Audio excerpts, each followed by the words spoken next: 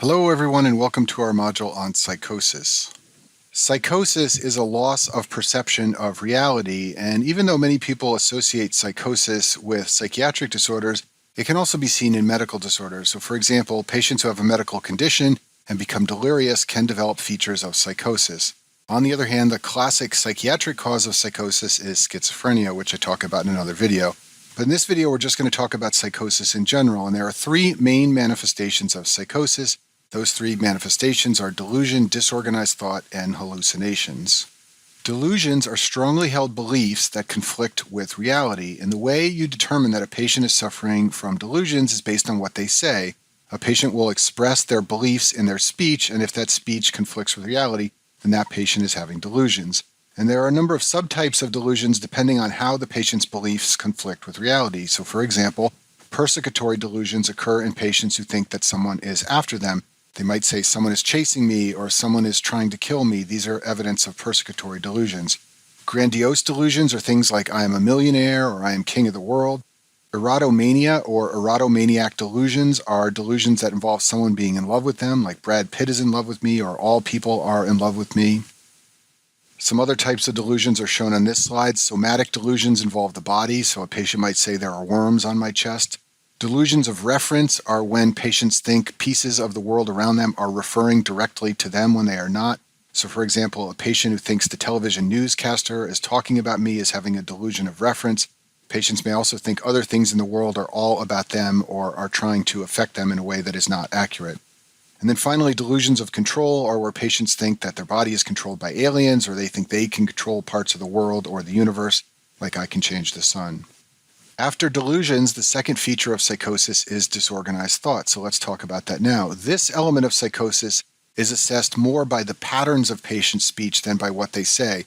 What they say determines their beliefs and determines whether they are having delusions. The way they say it is evidence of their patterns of thought, and this is how you can diagnose disorganized thought in a psychotic patient. And there are a number of different subtypes of disorganized thought, so let's go through those now. The first one is alogia. This means speech poverty. Many patients who have schizophrenia have poverty of speech, and this is evidence of disorganized thought.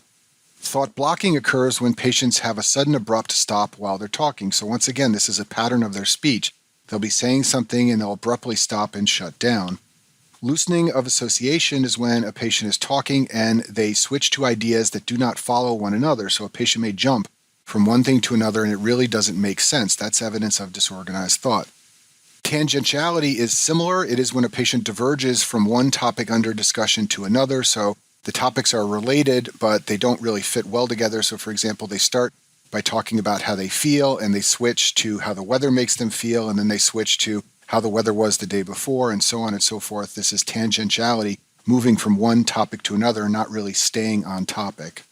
Some other types of disorganized thought are shown on this slide. Clanging is when patients use words that rhyme but do not make sense. So, for example, if a patient said, the cow said how, he had to bow, this sentence makes no sense, but patients who are psychotic will like the way that the words rhyme together and they will say things like this often, and that's evidence of disorganized thought.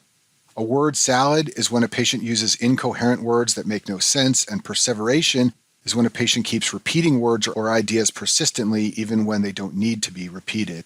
The third and final element of psychosis is hallucinations. Hallucinations are sensory perceptions without external stimuli. So if you see an object in the room around you and that object is actually there, that's not a hallucination. On the other hand, if you see someone sitting next to you but there's no one sitting next to you, you are now hallucinating. You are having a sensory perception, a visual perception, in absence of an appropriate external stimuli. And there are many different subtypes of hallucinations based on which sense is affected. So, for example, in visual hallucinations, patients will see things that are not there. And this type of hallucination is especially common among patients in the hospital who have delirium. So, for example, an elderly patient with a high fever who becomes delirious may start to see his or her deceased spouse.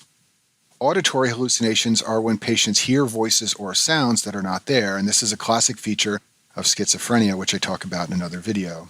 You can have hallucinations that involve smell. These are called olfactory hallucinations. These occur when patients smell or detect an odor that is not present. And you should be aware in terms of board-taking strategy that this is a classic feature of aura and temporal lobe epilepsy. If you see a description of a patient who smells something and then has a seizure, that patient likely has temporal lobe epilepsy.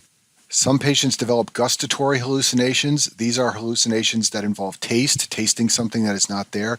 This is a very rare type of hallucination. And then finally, a tactile hallucination is a hallucination that involves feeling or sensation. A classic form of tactile hallucination is to feel insects crawling on your skin when in fact there are no insects on your skin. This can be seen in alcohol withdrawal along with other types of hallucination. And in addition, this is a classic type of hallucination of a patient who is intoxicated with stimulants like either cocaine or amphetamines. And I'll finish this video by mentioning a special type of hallucination that occurs when people are either falling asleep or waking up from sleep. Hypnagogic hallucinations occur when a patient is falling asleep. The word hypna means sleep. Hypnopompic hallucinations occur just before a patient wakes up, and these are a very unusual type of hallucination, and they are both seen among patients who have narcolepsy, which is a sleep disorder that I talk about in the video on sleep disorders. And that concludes our video on psychosis.